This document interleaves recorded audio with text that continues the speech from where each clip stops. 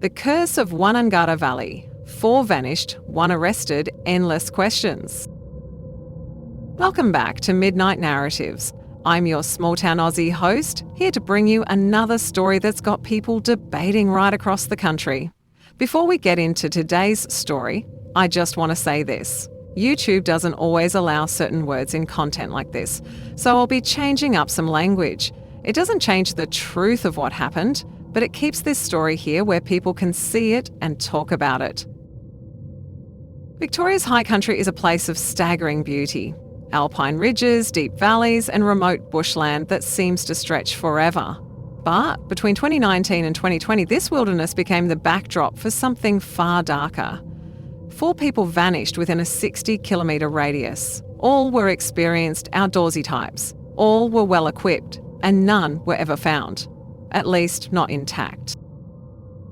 The most publicised case was Russell Hill and Carol Clay. In March 2020, Russell, 74, picked up Carol, 73, from her home in Pakenham. They headed east toward Wonnangatta Valley, a place Russell knew intimately. He'd helped build the Zeka Spur track decades earlier. Carol was a former president of the Country Women's Association. Their families didn't know they were travelling together. Their campsite was later found burned out. No signs of a struggle, no gear, no bodies. Just scorched earth and silence. Police initially considered whether they'd run off together. But investigators quickly dismissed that. These were people with deep family ties and stable lives. In 2021, remains were discovered. A man was arrested and charged with allegedly causing their disappearance. But even now, many believe the case isn't closed. Theories swirl. Some say it was a personal dispute. Others believe it was something far stranger.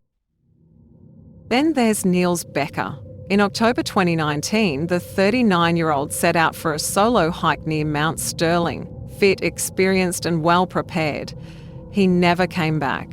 Search teams found nothing. No gear, no signal, no trace. Just 3 months earlier, 72-year-old Conrad Whitlock vanished near Mount Buller. He was a horseman, familiar with the terrain. His case barely made headlines, but locals noticed the pattern. And then there's Warren Meyer. He disappeared in 2008, but his case is often lumped in with the others. On Easter Sunday, he set off on a 10k bushwalk. His phone pinged once, then went silent. A nearby resident reported hearing hundreds of rounds of pew-pews that morning, just 300 metres from his home. Police didn't interview that witness until 7 months later. No remains were ever found. Now, here's where things get weird. Online forums and campfire stories all point to one figure, the Button Man, a reclusive bushman known for crafting buttons out of deer antlers. He's been spotted near several disappearance sites. Some say it's harmless, others say he's territorial and spooky.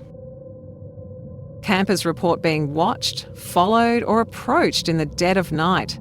One wildlife photographer found a photo on his camera of himself asleep in his tent. He hadn't taken it.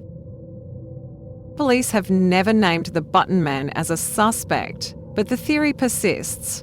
Is he a patterned predator or just a loner who's become a scapegoat? Other theories include dark tourism, secret grow ops, and even ritualistic activity. Some believe the terrain itself is cursed. After all, Wonnangatta Valley has a history. In 1917, the manager of the cattle station was found unalived. The cook was suspected until he too was found with a pew-pew wound to the head. That case remains unsolved. So what's really going on in Victoria's high country? Are these disappearances connected, or is it just a tragic coincidence? Thanks for tuning in to Midnight Narratives.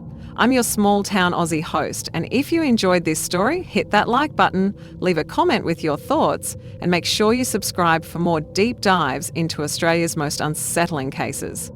Until next time, stay safe, stay curious, and I'll see you in the next one.